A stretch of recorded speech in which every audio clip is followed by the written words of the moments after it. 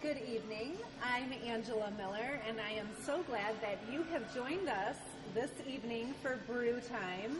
And tonight we are talking to Jesse Liberty Arquette, also known as Poser J. How you doing? Doing good. How are you? Good. I'm excited to speak with you this evening because I've recently had the privilege of listening to your album. Yeah.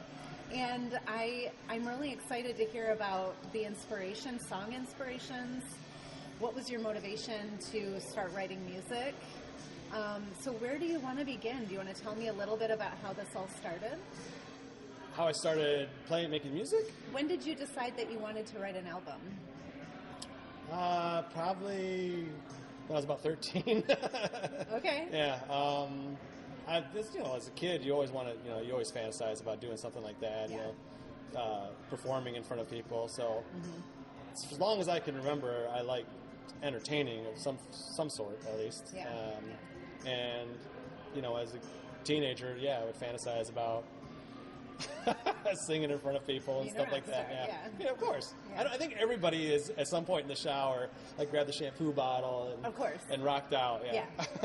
Hairbrush singers is what we call that. That's right? Yeah. I think everybody's done that. Yeah. And then there's liars. So you met some friends of yours that had a band. Yeah. That is, the name of their band is? Faster Taxi. Yeah. So you started playing with them, correct? Kinda. So I knew the drummer, Sarah. I actually met her at church. Yeah, Sarah's a badass.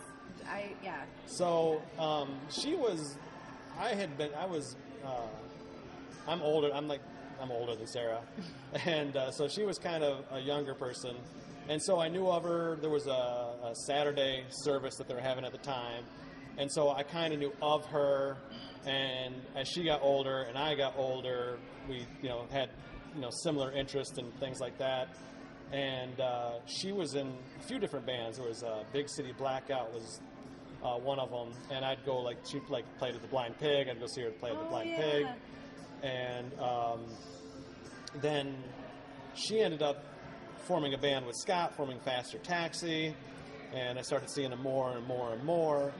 And they kind of inspired me in a little bit of a way to kind of I should, do this thing that's been on my bucket list forever and go out and start, playing, see where it takes me and, see if I can do it. And they were real supportive of it. And, they weren't, if I, showing me stuff. Scott's the guitarist, so he would show me things. And Scott has a Studio G, and he offered to let me play with them, and because I'd been writing songs, and so it went from there. I keep saying a lot. That's bad. Yeah, no, that's okay. That's great. So you played with them for the first time when you had your first public performance. When was that? No, I played solo for my first public performance. Okay. Yeah. Okay. So I got a guitar in August, and all my, rock heroes, punk heroes, they all started. It didn't matter that they didn't know how to play, right? So it was just about getting out there and playing. And so I was like, well, I can do that. I can play bad all day long. So I got the guitar in August, and I was determined to play in the new year. Yeah. So January of that next year, I was in front of people playing, and it wasn't great. It was pretty lousy. But I did it anyway. I just did an open mic. That's not entirely true. I came to some of its performances. You went to, that was like a year later. That was like a year later. Yeah, that was the first one you saw was a year later. So we're talking, August, September, October, November, December, January, 5 months. Yeah, but you have to suck first. Yeah. But then you have nowhere to grow. But there's a lot of people. There's a lot of people that won't play in front of a crowd Yeah, for years and until years and they're years. like perfect. Yeah, or But just, they're not brave, yeah. right? I don't know. It's brave. You got to put yourself out there. You got to put your art out there. So you decided to take that next step, and you started compiling your songs. Now, so I'm sure you have many more songs that are just on this, right? I don't know about many. I think I have another half a dozen. So, like, you had to really kind of decide what you were going to put on this album. Yeah. Which, can you explain to me if there was, like, what is one of the songs on your album that is the most poignant for you?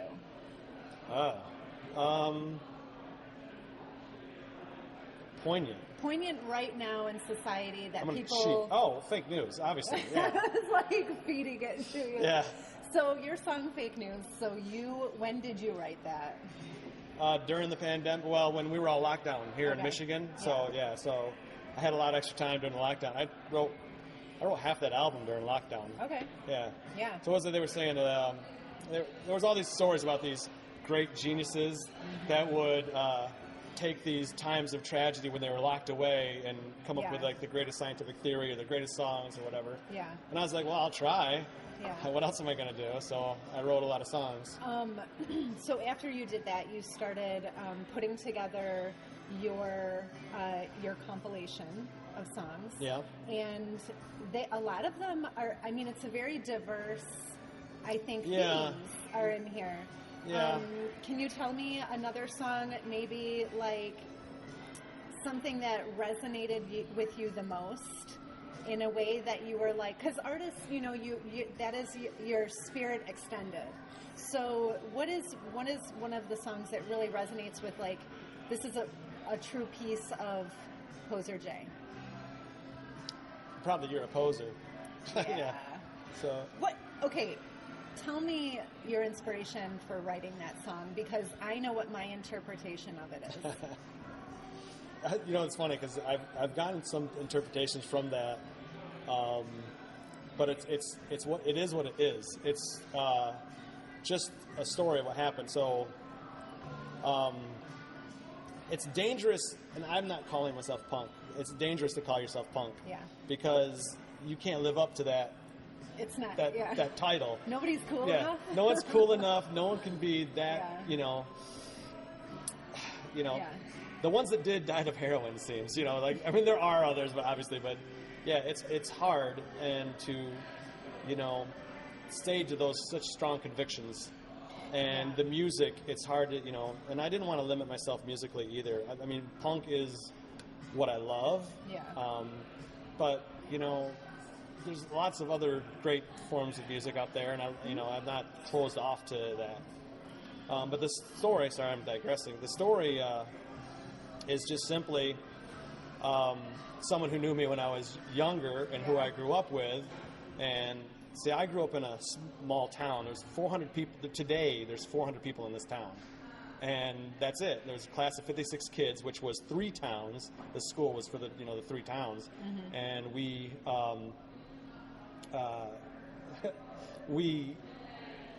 so I didn't have a lot of exposure to different types of music, and it wasn't until I moved to Michigan that I even really, I knew of it, but other than the Clash, Should I Stay, Should I Go, something that was really big in top 40, I didn't know any of that stuff, and so I was turned on to it later, and it was just, a friend that I still know, well, not even a friend, an acquaintance that I know who was calling me out on being not punk, and I was like, okay, then I'm a poser, which ended up being my name, which ended up then I wrote a song about it. But I love how you took that, what was supposed to be thrown at you as an insult, and you were like, actually, I'm going to make that my name and take the power back on that. It's not like, it's just, you can't change people's minds. It's like the Angry Sheep, the title of the album, that came from a lot of the politics today, and I'm thinking, what a bunch of sheep. And then the sheep go, you're sheep. Yeah. And you're like, oh. So I guess I'm an angry sheep. Yeah. When I heard poser, you're a poser, I was thrown back into high school. I'm not kidding. I was like, Oh my gosh, that was every single insecure person that was jealous of you trying to reinvent yourself. Well, yeah. And try and explore who you really were as a person. And if you like didn't stay the same or how they were comfortable with you staying, you're a poser and they like dismissed you. Right. So I love the dynamics in that song. I think that it's really powerful and it really kind of envelops like a lot of different emotion toward what that word means and right. what it could mean to you. I mean, honestly, I think if you really think about it, everybody's a poser. Everybody's putting on airs to somebody, to somebody, to someplace, somewhere. Right. Everybody's, sucked in their gut, like Instagram, the highlight reel. Yeah. Like it's your highlight reel on Facebook. You're only showing the best things about, what's going on. Yeah. So it's, everybody puts on airs, and the ones that claim they don't are probably again lying. I mean. Okay, so which song do you think teenage Poser J would have connected to the most? All right, so pre-New York or post-New York? It's a very different teenage. Right. It was different experiences. Give me both. I'm gonna cheat and I'm gonna look at my list here. Yeah, do it. So New York.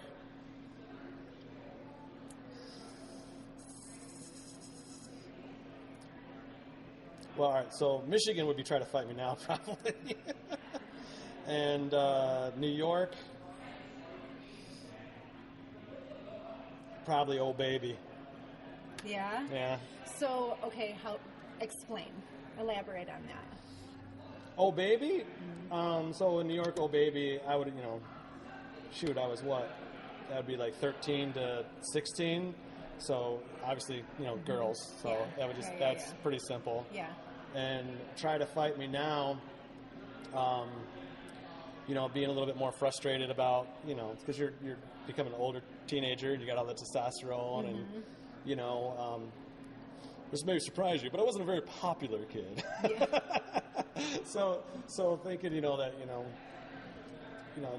feel empowered by something like that would be something I would get into. Listen, most talented artistic people are not the most popular ones. That's what I hear. Just so you know. Okay, so I'm going to tell you, if you don't mind. Yeah. My favorite, I really, really, really like is... the song is so sweet. It's so fun. It's so fun. But really, honestly, Still Breathing is one of my favorites. I hear that a lot. A lot of people like that one. It's a very powerful song. It speaks of perseverance. It speaks of, listen, you're getting kicked around and hit around, but there must be a reason I'm still here, and that's all, Do I have Try to Fight Me Now after that? No, I don't. It's 2 songs after. Yeah. Right after this song is so sweet, I got Try to Fight Me Now. Yeah. Just for some leverage. Just for some, levity. Change the palette. So, listen, every single song on this album is worth listening to and worth listening to again and sharing with your friends. It's dynamic, it's diverse, and it's really genuine. This is, I think, coming from a really organic place.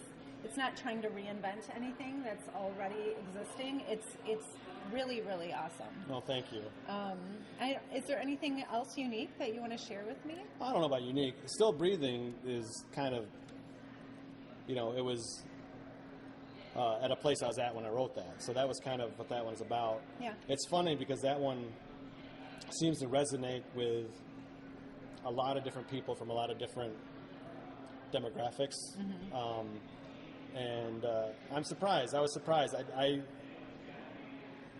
when you write these songs, for me anyway, and I guess a lot of people are like this, but you write it and you love it, and then you play it, and then you hate it. Like you're like, oh, I could have done that better, or I should have done this differently, or right. And our inner critic. Yeah, so never takes a day off. Yeah, exactly. So, but yeah, that one when I wrote that, I think that was it's one of the very first ones I ever wrote. Yeah. It's darker too, so it's not one that I like to go to. Although I just wrote a song,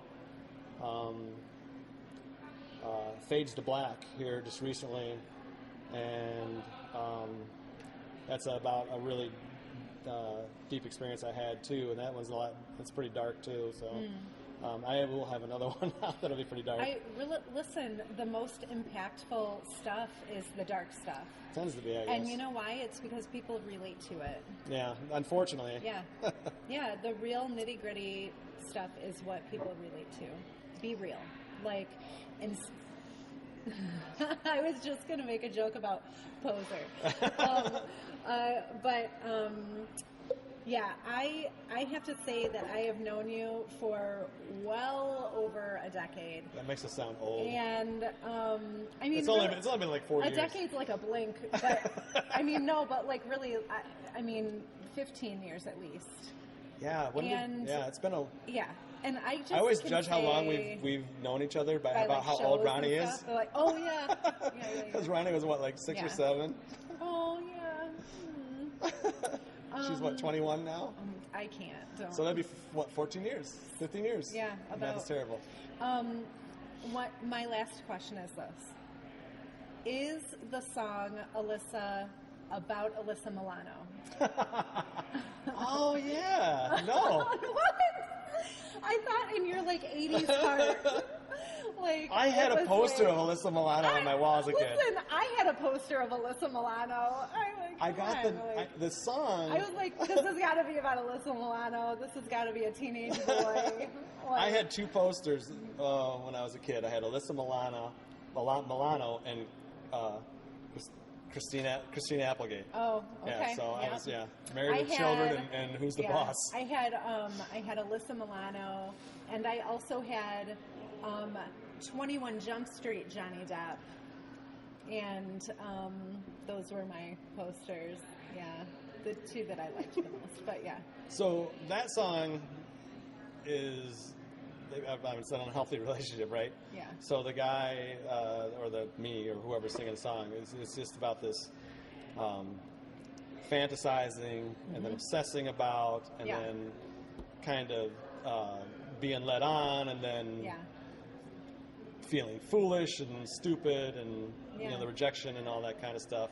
But the name actually, I tried different names when I was writing it, and I got the name Alyssa. For the movie Chasing Amy. Oh my gosh! So I got it from that movie. That's a classic too. Yeah. So that's where I got the name. I was like, I like that name. Yeah. And it fit the syllables that I wanted for the song. So that's where I got in there. I love it. Well, thank you so much for talking with me. Thank you. And thanks for this music. Thanks for putting your art and your heart out there. And I know that people just need to turn it on and listen to it. You're going to love it. So, all right, cheers. Yeah, cheers. Thanks. Thank you. Thanks for joining us in Brew Time.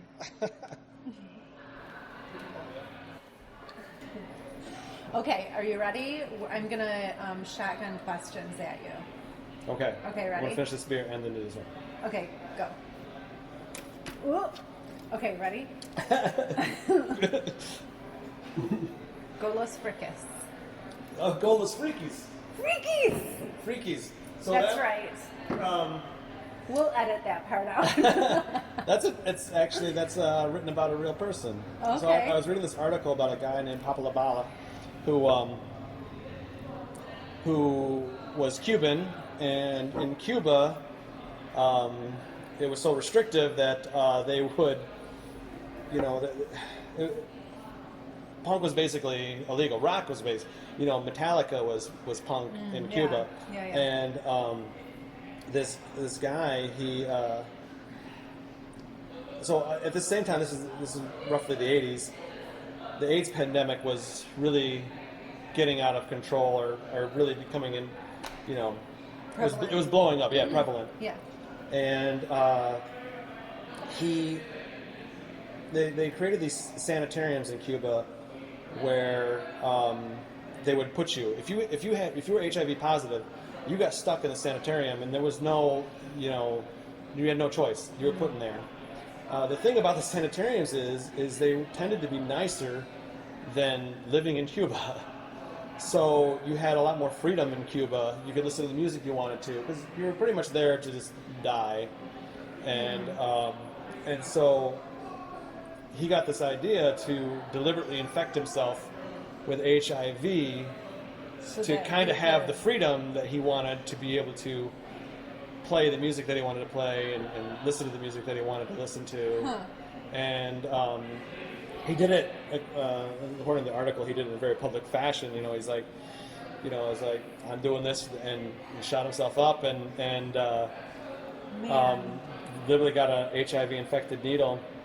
And there's a lot of other people that did this. He had a bunch of people follow him, and that was kind of his one regret was he was making a statement, but he wasn't really kind of thinking, I guess, wasn't about trying to glamorize it. yeah. So there was a lot of people that went out and followed him and did it, and then some of those people, not all of them, but some of those people regretted it, and Yeah. then he regretted that that they had kind of got pulled into this. So yeah, he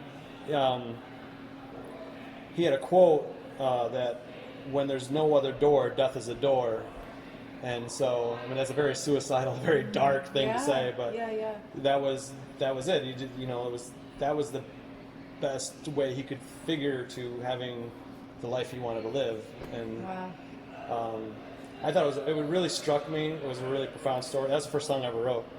I almost didn't put it on the album because it was the first song I ever wrote, and I thought it was too simplistic. It's catchy though. Nick Yeah. Nick said that I had to have it on the album, so we put it on the album, and Those youngins know more than we do. they do, yeah, the young generation. Yeah. Nick's 14, so yeah, he knows way more about music than I do, for sure. Nick's my birthday. And I'm not being sarcastic. Yeah. Nick's my birthday knows what's more twin, cool. and so That's I right. agree with him just because of that. That's right, yeah. Okay, first word that comes to mind when 99 Creatures. Go. Don't think. Just go. First word. Fortnite. All right. That song's about Fortnite. Okay. I knew he's trying to appeal to the younger crowd. Okay. So Teenage Bottle Rocket wrote a song about Minecraft, and I was like, well, all right, one about Fortnite. Oh my gosh. So they just wrote this goofy song. Nick, Yeah. super into Fortnite. Well, at the time. Yeah. And so I was like, well, I'll write this, and I kind of wanted to get super serious about it. Like, okay, it's this. And if you don't know Fortnite, it's this ridiculous atmosphere. You're everybody dropped on knows an island, yeah. and there's aliens and knights and monsters and giant bananas and all kinds of bizarre little things that are in there. It's like real life. Yeah, so it's a battle royale. There's 100 people drop on the island. You're one of the 100, so you're versing 99 people. Yeah. And so I thought, wouldn't it be funny to kind of write a song from the perspective of someone that, like, this is real. Yeah. Like, oh my God, all these crazy creatures are trying to shoot me and kill me. And That feels like real life a little bit. We're on to the next one. That leads us right into the next song. Life in a Pandemic. What's the first thing that makes you think of that? yeah, The Mask, right? Yeah. Right. A Life in the Pandemic was written because I was super pissed at the handling of said pandemic by the administration, the previous administration, the Trump administration. Let's just say that. Yeah. So yeah, it was frustrating. People are working in hospitals, and you got the government saying it's going to go away. Yeah. And here we are still. Yeah. And so that was just some frustration. I guess that would be my first political song, right? Probably. Yeah, so Depends. far. I guess if you were to say Go Slow Please is probably a political song. Maybe. It is. That is. So maybe political. my first one. and fake news clearly is Yeah. too. So. Yeah. Okay, she makes the crowd come alive. That was written about my drummer. Yeah. And that's true. Yeah. Yeah. So Sarah, I said my drummer. She probably would have hated that. Oh my gosh, Sarah, don't hate me for that. She's not my drummer. You don't own her. It's not just that. It's just kind of like she's Pastor Taxi. Yeah, she's not my drummer. The drummer. She's the person that was drumming on the album, and a very old and dear friend. Super talented. Also. So this is coming out a lot more natural as you drink more beer. It becomes a little bit more candid. Clearly, it is the truth serum, Yes. right? So Sarah had a song that I don't remember how it came about, but she's like, "Hey, here's a song you could play," or she wanted me to play a song. I forget exactly how I went. And first of all, Faster Taxi, Sarah, you want to talk about dark? They go there. They've got they've cornered the market, and it was the song she wanted me to sing to me. It impacted me so emotionally that it was hard for me to sing. Mm-hmm. It was just kind of like it was emotionally exhausting for me to sing. Mm-hmm. And so long story short, I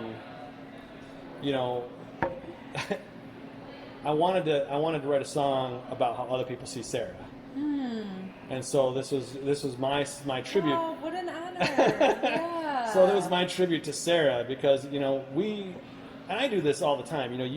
You go down in that death spiral and you get stuck in there, but you don't see how you are perceived from other people's eyes. Yeah. And I wanted her to see, how much I like her and how much I appreciate her and how wonderful I think. And the other part of it, that song too, is when you see Sarah playing, she's grinning. Mm-hmm. She's like, she literally seems to be the happiest in life when she's behind the kit and playing. Yeah. And so, and that energy comes out there, and she's super talented. She is super talented. She is. Okay, so Oh Baby, we kind of talked about we talked on about our that one. Previous. This is just the bonus tracks. But I mean, again, okay, so if you had to say one word about that one, what's the first word that comes to your mind? Be real. Predator was the first one. Really, honestly, it's the first one. Yeah. Yeah. So Okay. that song is a lot of unhealthy songs on this album. Sometimes, again, it's the stuff we relate to. I mean, and also, here's the thing: you're not trying to regurgitate anything that's already been done. Right. I'm just writing what comes to me. That song is about. I mean, I shouldn't say what songs are about, right? My thought process was. My thought process about that was, and it kind of evolved naturally, but the thing was, you seek this thing, and then it's more than you can handle. Yeah. So it's like the hunter becomes the prey, kind of thing. Okay. Because I was it starts out really aggressive, lyrically, and then it's more than the person that B can handle. Yeah. And then you got the icy breath and the venom and and it's like. So it's kind of that Venus flytrap. It's like, this is so sweet, I can't. And I am so awesome. I got all this. It's like, oh my god, let me go! I just want to go. Okay, Alyssa. We talked about Alyssa, and I was a little disappointed to find out it wasn't about Alyssa Milano. It's not about Alyssa Milano. Although, whatever. There's got to be some Alyssa Milano songs out there. I mean, I'm sure there are. Okay, You're a Poser. How could there not be? So good, You're a Poser. Okay, you know what I love about this one is the vocal dynamics that you give. In this one, you get real quiet. Yeah. I mean, just there's a moment where you're like, yeah. And it's like, Yeah, that was a really. It's funny. It's funny when you're in the studio how the things evolve and the songs evolve. A lot of these songs, what I perceived to be, what I had in my mind of what this song would sound like when it was done, was never what the finished page came out. I mean, Scott and Sarah did so much in this album. Still Breathing, there's a piano, and that was the first song we did with the piano. Yeah. And Sarah's like, I did a piano for this. And I was like, I didn't think about putting a piano in this. But from you and from way back when we were doing drama and stuff like that, I learned to never say no or anything like that. Don't shut it down. No, it's there must be something here. Yeah. And so she played it and I was like, so it was never anything that I envisioned, but she had her own vision. Yeah. And she was like, this is, and it was great. It's awesome. It was really worked out really well. And then we ended up putting, I think she plays piano on a couple other tracks too. Mm-hmm. I think Goldless Freakies too, I think is that one? I'm blanking now, but there's a couple other where it's just, where you get that piano in there. This song is so sweet. Okay, so That is the goofiest song. I know, but I love it. It's so fun. It reminds me a little bit of the guys in Something About Mary that are just like randomly playing, at the end of every scene. Like, you know what I'm talking about? Yeah, yeah. Oh my gosh, it's just, and then the video that went along with it with like you and Rebecca, it was just so cute, and I loved it. I just absolutely loved it. This song is so sweet. That song was so corny in the chorus. I call out how sacred sweet this is. That is why it's so good. So that song, it's funny. So that song was so natural. I had this little riff thing going, and then I was like, Rebecca, you gotta hear the song. And so I was like, I was thinking about doing this, and I go, I'm just gonna make up lyrics. Yeah. And just so you can kind of hear how it sounds, right? Yeah. And then I wrote the first verse, and then I was like, I gotta go. Write this down because I'm gonna forget. Because it's good. And then I wrote it down, and then it took me another like 2 weeks to write the second and third verse. And I mentioned The Cure in the first verse, and I was like, well, I gotta keep this going. So and I was like, what are my like favorite bands of that time? It's just a really like I love you song, and it's very sweet. It's sweet and romantic. I loved it. Okay, Try to Fight Me Now is like Come at Me. It's actually I actually wrote that as like an anti-violent song. I know, but it comes off as a little different, doesn't it? Yeah. Well, in the way, it's kind of like I'm strong enough to not care about that anymore. It's like try. This is the anthem of the bullied, right? Yeah. It's just the you have been put down. I mean, shoot, I've had my nose broken so many times from and all before I was like fully developed. As a kid, you always have these older kids that are. When I was a kid in this 400 town mule town thing. Yeah. It was. It was boys will be boys, and it was very testosterone driven, and I wasn't the big. I was tall, but I was skinny and scrawny, and there was the bigger kids would just pick on you, and I made a decision when I went into high school that I wasn't going to take it anymore. I thought a busted nose was less painful than the humiliation of taking it. So I stuck up for myself and got my butt kicked a bunch. Our school is so small, so the 7th and 8th grades were in the same school as the high schoolers. So you have these 12th grade bullies picking on. 5 years older than you. Yeah, and so you're just this kid. God. So no, that's wrong. And so I just decided. After 2 years of that, I decided when I was a freshman, I was like, I'm not going to take it anymore. Yeah. And so I got my nose busted for about 2 years. Then I came to Michigan, and it was a lot different atmosphere. Yeah. But so that was, it's very dark. It's on my guitar I have a list of all the mass shootings, and how, it's something that just really disturbs me is how violent we've become.